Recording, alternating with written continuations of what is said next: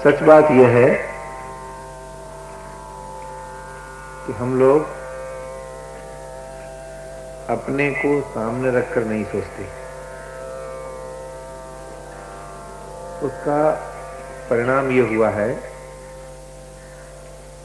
कि साधक ये नहीं जान पाता कि मेरी अपनी वास्तविक समस्या क्या है। करना, जानना और मानना, इन तीनों प्रकार की शक्तियों में प्राणी रमण करता है। करने का अर्थ है जिससे किसी का अहित न हो। जानने का अर्थ है जिससे निस्संदेहता प्राप्त हो जाए। और मानने का अर्थ है जो अविचल श्रद्धा जागृत कर दे। इन तीनों की एकता में साधन की पूर्णता और साधन की पूर्णता में सिद्धि। हम और आप जो कुछ करते हैं उससे किसी का अहित तो नहीं होता, किसी को हानि तो नहीं पहुंचती, किसी का अनादर और तिरस्कार तो नहीं होता। इस बात पर अगर आप ध्यान देते हैं तो आप सचमुच अपने कर्तव्य को जानते हैं। और जब प्राणी ये भूल जाता है कि हम जो कुछ कर रहे हैं उससे दूसरे का भले ही अहित हो, पर हमें तो करने में ही रस मिलता है, सुख मिलता है। ये बात जब तक जीवन में रहती है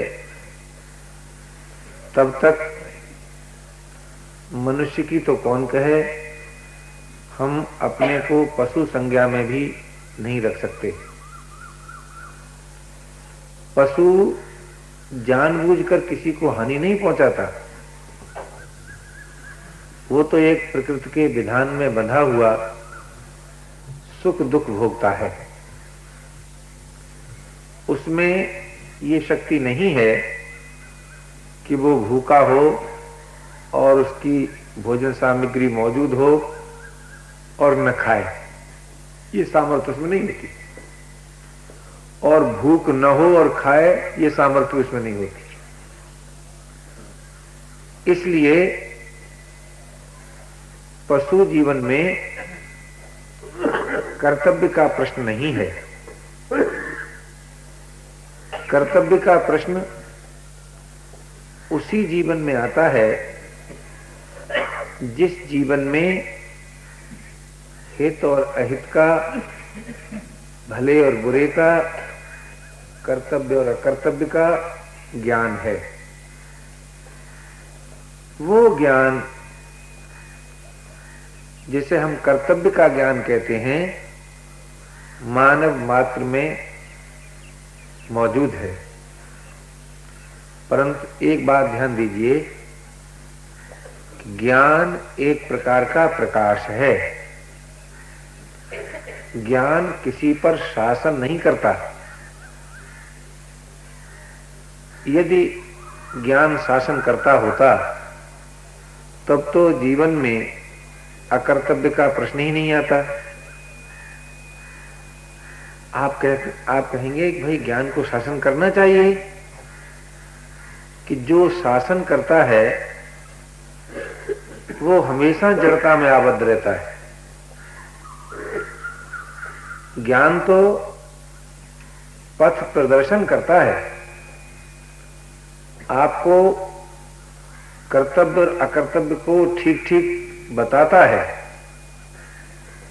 अब आप उसकी बात माने न माने इसमें आप स्वाधीन हैं।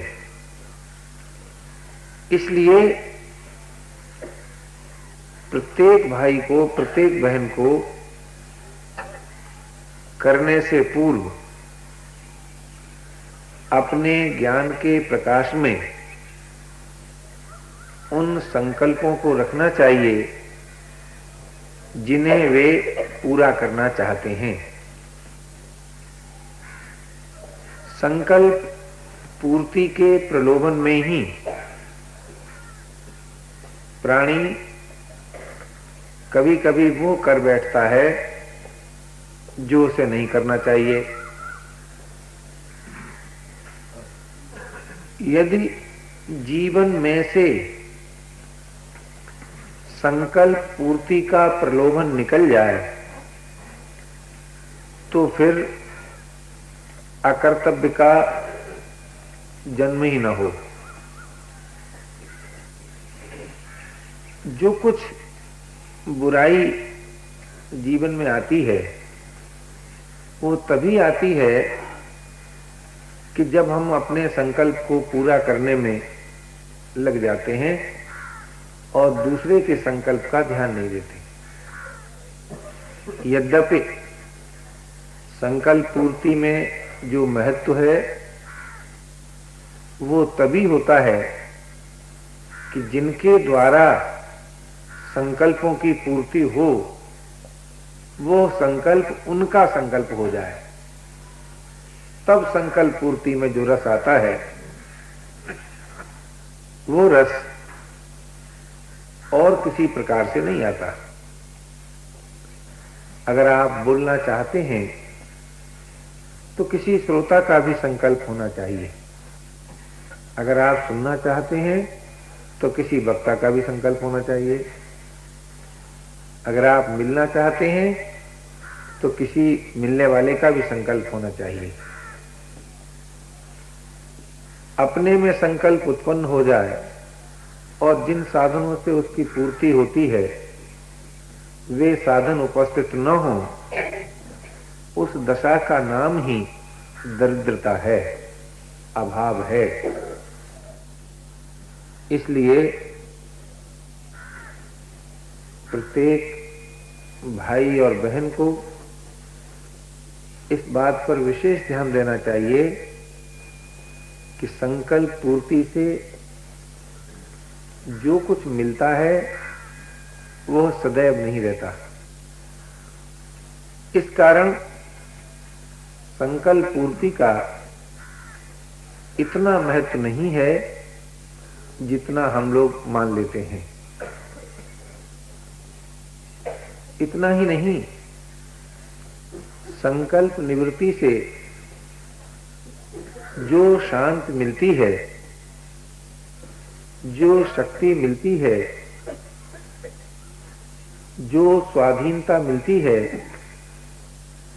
वो शांति, वो शक्ति, वो स्वाधीनता किसी भी संकल्प की पूर्ति से नहीं मिलती। इस अद्भुत विधान पर जब हम विचार करते हैं तो एक ऐसा अनुपम प्रकाश मिलता है कि प्रत्येक भाई, प्रत्येक बहन उस जीवन को बड़ी ही सुगमता से प्राप्त कर सकते हैं जो जीवन वास्तविक जीवन है। इसी आधार पर संकल्प निवृत्ति का बहुत बड़ा महत्व है। परंतु लोग सोचते हैं कि जब तक संकल्प पूरा ना हो तब तक तो जीवन ही कुछ नहीं है, और इस बात को भूल जाते हैं कि संकल्प पूर्ति में पराधीनता सदैव रहती है। संकल्प पूर्ति का सुख स्वाधीनता सुरक्षित नहीं रहने देता। इस रहस्य को जानकर हमें अपने सभी संकल्प, यदि हम भौतिक दर्शन पर विश्वास करते हैं तो समाज के संकल्प में विलीन कर देना चाहिए। यदि हम अध्यात्म दर्शन पर विश्वास करते हैं तो सभी संकल्पों से असंग हो जाना चाहिए। यदि हम आस्तिक दर्शन में श्रद्धा रखते हैं तो प्रभु के संकल्प में अपने संकल्प विलीन कर देना चाहिए। तो बड़े ही सुगमता पूर्वक संकल्प निवृत्ति की सामर्थ्य आ जाएगी। संकल्प निवृत्ति की सामर्थ्य हमें जड़ता से चेतना की ओर, पराधीनता से स्वाधीनता की ओर, असत से सत की ओर अग्रसर करेगी। परंतु यह भी एक बड़ी दुर्घट घाटी है। संकल्प निवृत्ति की शांति में रमण न करें, ये बड़े ही महत्व की बात है। क्यों? संकल्प निवृत्ति की शांति में दुख की निवृत्ति है,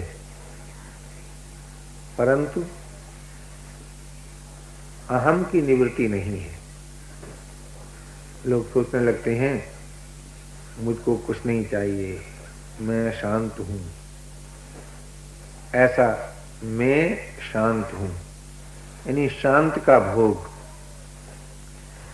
तो शांत का जो भोग है वह सुख के भोग से बहुत ऊंचा भोग है, इसमें संदेह नहीं, परंतु भोग है।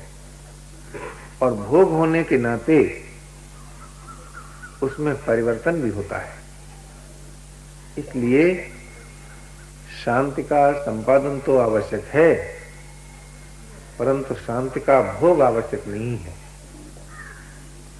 अब आप कहेंगे कि भाई शांति का संपादन तो कर लिया, तो भोग से कैसे बचें? कि उसका महत्व अपने से अधिक ना मान लें। ऐसा सोचें कि जैसे संकल्प पूर्ति का सुख एक अवस्था है किंतु उसमें पराधीनता है, ऐसे ही संकल्प निवृत्ति की शांति भी एक अवस्था है। अवस्था जो होती है वो सदैव पर प्रकाश होती है, स्वयं प्रकाश नहीं होती। और ये नियम है कि जो वस्तु पर प्रकाश है उसमें परिवर्तन स्वभाव से ही होता है। इस कारण शांत का संपादन करना है, रमण नहीं करना है। तो जब साधक शांति में रमण नहीं करता तब उसे स्वाधीनता प्राप्त होती है। स्वाधीनता वो जीवन है कि जिसमें अभाव और जड़ता की गंध भी नहीं है। उस स्वाधीन जीवन के प्राप्त करने में प्रत्येक वर्ग का मानव, प्रत्येक देश का मानव, प्रत्येक समाज का मानव स्वाधीन है स्वाधीनता प्राप्त करने में। क्योंकि स्वाधीनता का साधन भी स्वाधीन ही है। स्वाधीनता प्राप्त कब होती है? कि जब पराधीनता सहन न हो, बस यही उसका साधन है। जो पराधीनता सहन नहीं कर सकता उसी को स्वाधीनता मिलती है। अब आप कहेंगे कि पराधीनता किसको सहन नहीं होती? जो सुख की दास्ता और दुख के भय से मुक्त है। सुख की दास्ता रहते हुए प्राणी पराधीनता में ही जीवन बुद्धि रखता है। दुख का भय रहने से भी प्राणी पराधीनता की ओर ही अग्रसर होता है। तो दुख का भय न हो और सुख का प्रलोभन न हो, तो दुख का भय कैसे मिटे? दुख के स्वरूप को जानने से। दुख क्या है? इस पर विचार करो। जब हमारे आपके मन की बात पूरी नहीं होती तभी दुख का अनुभव होता है। जैसे उदाहरण लीजिए, मुझसे लोग कहते हैं भाई तुमको यहीं आराम करना चाहिए, और मेरे मन में ये बात आ जाए कि भाई मुझको यहाँ से जाना है, तो रहना दुख बन जाए। और मान लो मैं चाहूं कि यहाँ रह जाऊं और लोग कहें चले जाओ, तो जाना दुख हो जाए। तो अब आप सोचिए, यदि रहने में दुख था तो जाने में दुख क्यों मालूम हुआ, और जाने में दुख था तो रहने में दुख क्यों मालूम हुआ। इससे सिद्ध होता है कि जब हमारे आपके मन की बात पूरी नहीं होती तभी दुख का अनुभव होता है। पराधीनता में जीवन बुद्धि स्वीकार करना ये दुख है पराधीनता, लेकिन मालूम होता है इसी में जीवन है, यही जीवन है। अगर अच्छा मकान नहीं बना तो जीवन नहीं रहा, अच्छे कपड़े नहीं मिले तो जीवन नहीं रहा, अच्छा भोजन नहीं मिला तो जीवन नहीं रहा। इसका अर्थ कोई भाई ये न समझ बैठे कि मैं ये चाहता हूं कि लोगों को मकान न मिले, कपड़े न मिले, भोजन न मिले, ऐसा मेरा मतलब नहीं है। मतलब केवल इतना है कि थोड़ा विचार करो, पराधीनता में ही जीवन है, इसी का नाम दुख है, और इसी का नाम सुख भी है। आप विचार करो, सुख दुख के स्वरूप में कोई भेद नहीं है। इसलिए आप देखेंगे कि जब तक सुख रहता है दुख रहता ही है, और जब तक दुख रहता है सुख रहता ही है। ऐसा आप कभी जीवन में नहीं देखेंगे कि दुख रहे और सुख न हो, और सुख रहे और दुख न हो, ऐसा कभी नहीं देखेंगे। यदि आपको सुख का अनुभव होता है तो दुख का अनुभव जरूर होगा, अगर आपको दुख का अनुभव होता है तो सुख का अनुभव जरूर होगा। क्यों? जब मन में कोई बात उठेगी और वो जब तक पूरी नहीं होगी आप दुख का अनुभव करेंगे, और जब पूरी होगी तब आप सुख का अनुभव करेंगे। तो पूरी होने का सुख तभी अनुभव होगा जब संकल्प उठने का दुख अनुभव कर लें। बड़ी विचित्र बात, दुख का अनुभव किए बिना सुख का अनुभव होता नहीं, और सुख का भोग दुख को जन्म दिए बिना रहता नहीं।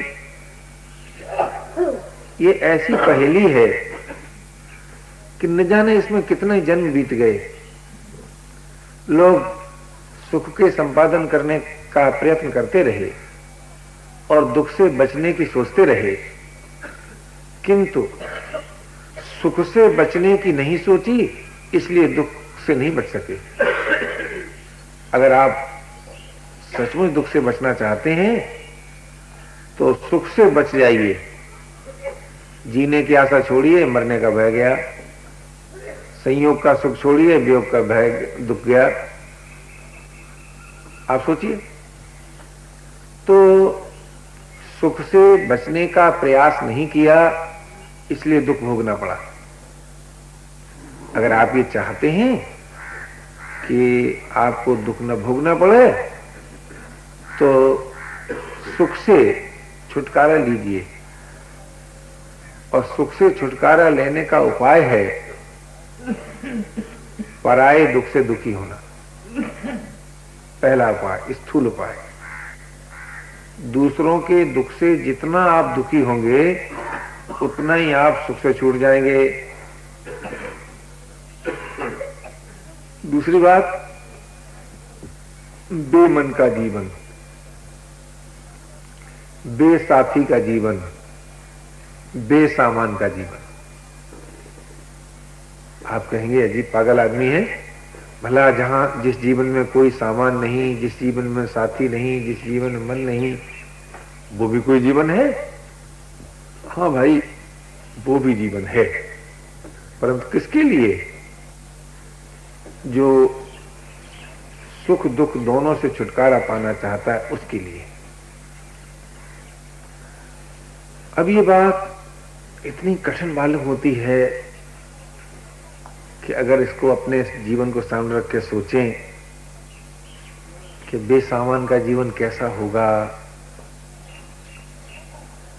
तो वो जीवन शरीर रहित होगा, शरीर सहित नहीं होगा। अब कोई कहे भाई शरीर रहित जो जीवन है, क्या शरीर के रहते हुए उसका अनुभव हो सकता है? हो सकता है, इसमें लेस मात्र संदेह की बात नहीं। शरीर रहित जीवन का अनुभव शरीर के रहते हुए हो सकता है, पर है भाई बड़ी कठिन बात। किस दृष्टि से कठिन? इस दृष्टि से कठिन कि शरीर को सुरक्षित रखने के लिए ही सारा जीवन प्रयत्न रहा, और अब एकदम ये बात सामने आ जाए कि भाई हमको शरीर के रहते हुए शरीर से रहित जीवन चाहिए। शरीर के रहते हुए शरीर से रहित जीवन, तो वो जीवन कब मिलेगा? कि जब कर्म, चिंतन और स्थिति इन तीनों से असंगता प्राप्त हो। कर्म से संबंध न रहे, चिंतन से संबंध न रहे और स्थिति से भी संबंध न रहे। कोई कोई दर्शनकार तो इस शरीर से रहित जीवन के लिए इतने घबरा गए कि ये सोचने लगे कि वो जो अमरत्व है उसकी अभिव्यक्ति इसी शरीर में होनी चाहिए। ऐसा लोगों ने सोचा। लेकिन एक बात तो सोचिए कि शरीर रहित जीवन में और शरीर सहित जीवन में अंतर क्या है? अंतर केवल इतना है कि शरीर रहित जीवन सच पूछिए तो जीवन है, और शरीर सहित जीवन जीवन की लालसा है। बहुत दिन पहले किसी मित्र को पत्र लिखा था, उसमें ये बात लिखी थी कि वर्तमान परिवर्तनशील जीवन नित्य जीवन का साधन है, जीवन नहीं। साधन का महत्व साध्य से भी अधिक होता है, परंतु किस लिए? साध्य की उपलब्धि के लिए। इस दृष्टि से इस मानव जीवन की बड़ी महिमा गाई। इसका अर्थ ये नहीं है कि महिमा शरीर की है, ये महिमा इस बात की है कि इसी जीवन में वास्तविक जीवन की प्राप्ति हो सकती है।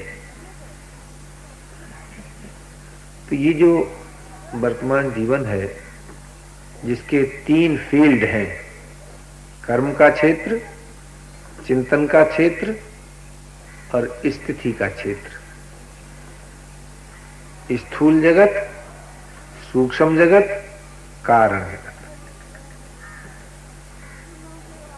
इन तीनों से असंग होना है। किसके द्वारा? चाह रहित होकर। देखिए कैसी विचित्र बात, बड़ी विचित्र बात। चाह रहित होने से असंगता प्राप्त होती है,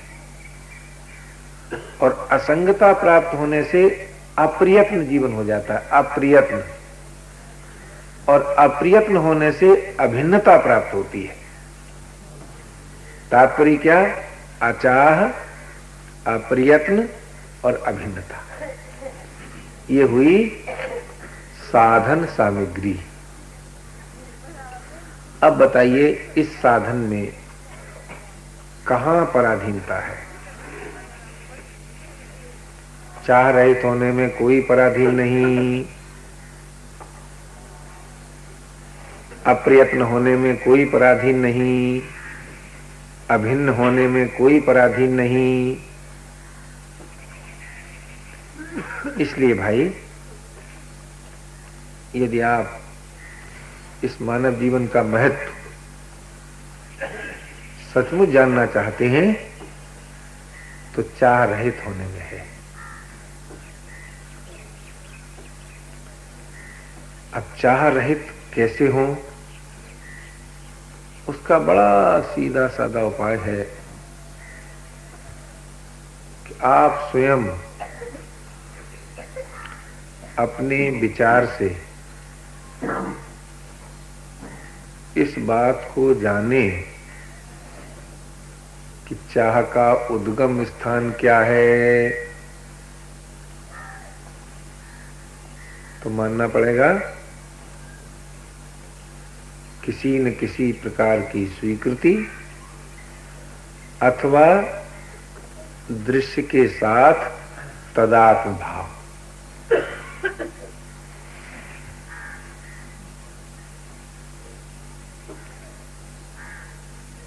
स्वीकृति के दो भाग, एक वो भाग जो कर्तव्य का प्रतीक है और एक वो भाग जो भोग की रुचि को जन्म देता है। कर्तव्य की प्रतीक कौन सी स्वीकृति है? जो आपको जिस स्वीकृति को आपने प्रकाशित किया है।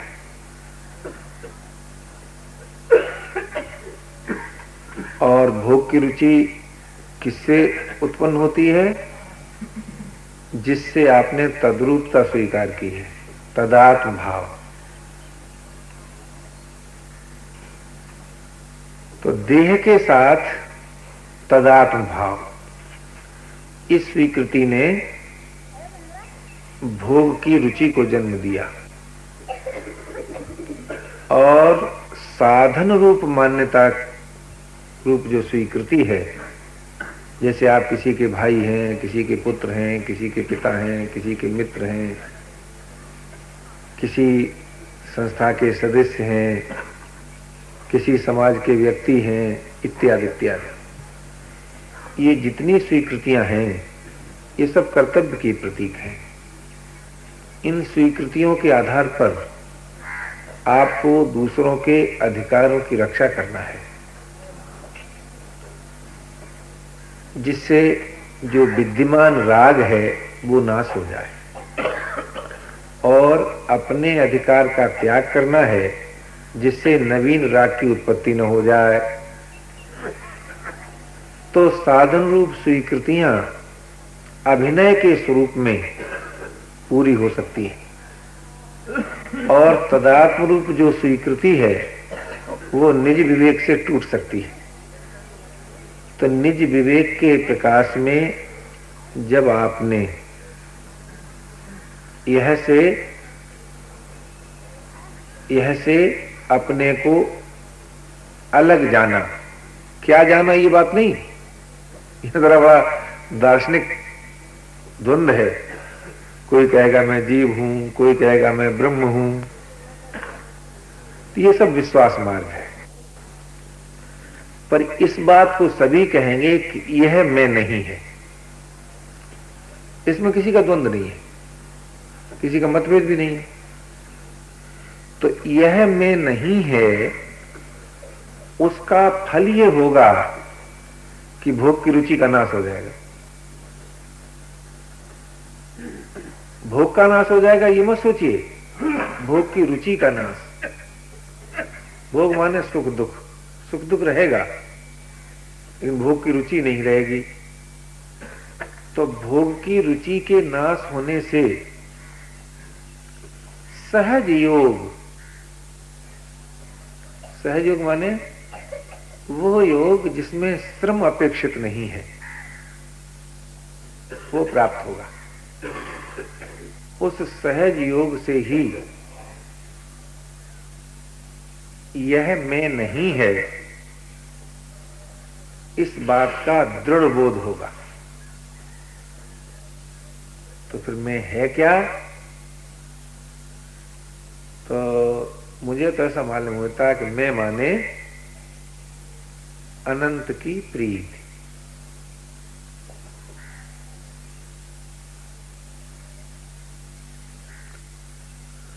आप लोग भी सोचिए, अगर आपको ये मालूम हो कि मैं माने आत्मा, या मैं माने ब्रह्म, या मैं माने जीव, तो अपने कोई इसमें विरोध नहीं है। लेकिन जीव कैसे कहेंगे आप? प्रभु के प्रेम का नाम जीव होगा। आत्मा किसे कहेंगे आप? आत्मा का अर्थ होता है जिससे भिन्नता स्वीकार न हो, जिससे भिन्नता न हो सके, जिससे विभाजन न कर सके।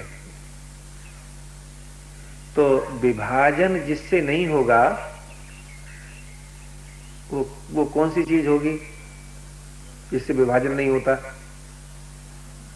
वो है प्रेम। प्रेम ही एक ऐसा तत्व है कि जो विभाजन को नहीं रहने देता, दूरी और भेद को नहीं रहने देता। तो यह से अतीत जो है वो है का प्रेम।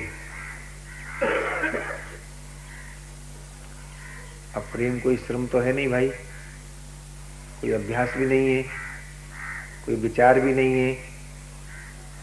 लेकिन एक बात सोचिए कि प्रेम स्वभाव से ही रसरूप है, और रसरूप होने से काम का नाशक है, और काम का नाश होने से निर्विकार। तो वो निर्विकार जीवन जो कि रसरूप है, कब प्राप्त होता है? यह से तदात्म न रहने से। और यह से तदात्म भाव कब नाश होता है? कि निज ज्ञान के प्रकाश से, और किसी साधन से नहीं। तो निज ज्ञान का प्रकाश 3 भागों में बट जाता है। कर्तव्य में, असंगता में और विश्वास। आप कहें कैसे? कि विवेक विरोधी कर्म का जो त्याग है, इसी का नाम है कर्तव्य का ज्ञान। और विवेक विरोधी विश्वास का जो त्याग है, उसी का नाम है प्रभु विश्वास। और विवेक विरोधी संबंध का जो त्याग है, इसी का नाम है समाधि से असंगता, सभी अवस्थाओं से असंगता। तो ये तीनों बातें, अवस्थाओं से असंगता, विवेक विरोधी कर्म का त्याग और विवेक विरोधी विश्वास का अभाव। तो जहां विवेक विरोधी कर्म का त्याग हुआ कि सुंदर समाज का निर्माण हो गया। जहां विवेक विरोधी विश्वास का त्याग हुआ कि निर्विकार जीवन प्राप्त हो गया। और जहां विवेक विरोधी संबंध का त्याग हुआ कि सद्गति हो गई। अब आप सोचिए, सद्गति और निर्विकारता और कर्तव्य परायणता, ये तीनों बातें एक ही जीवन में हैं। 3 जीवन नहीं है। इसका चित्र क्या बनता है? कर्तव्य परायणता से तो शरीर विश्व के काम आ जाता है, और निर्विकारता से हृदय प्रेम से भर जाता है, और असंगता से निरभिमानता आ जाती है। तो जीवन का चित्र क्या बना? शरीर विश्व के काम आ जाए, हृदय प्रेम से भर जाए और अहम अभिमान शून्य हो जाए, अभिमान रहित हो जाए। यह है आपका अपना मानव जीवन। इस जीवन की प्राप्ति में हम सब सर्वदा स्वाधीन हैं। उसका साधन है चाह रहित होना, प्रयत्न रहित होना और अभिन्न होना। कोई और है ही नहीं, अभिन्नता आ गई। कोई और नहीं है।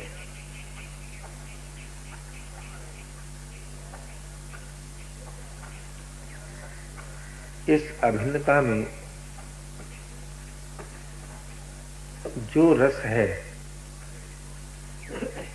वो बड़ा ही विलक्षण रस है।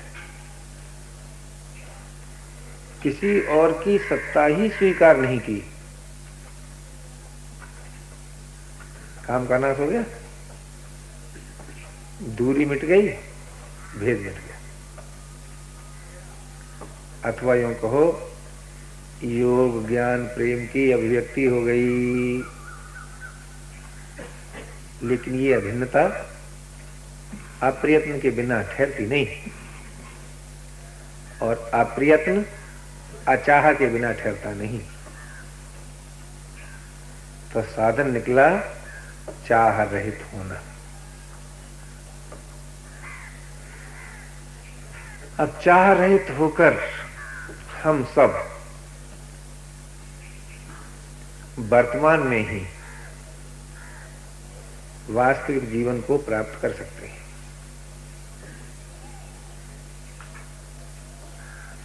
तो ये बात मैंने आपसे अपनी ओर से निवेदन की, और मैं सोचता हूं किसी बात के दोहराने से कोई विशेष लाभ नहीं होगा।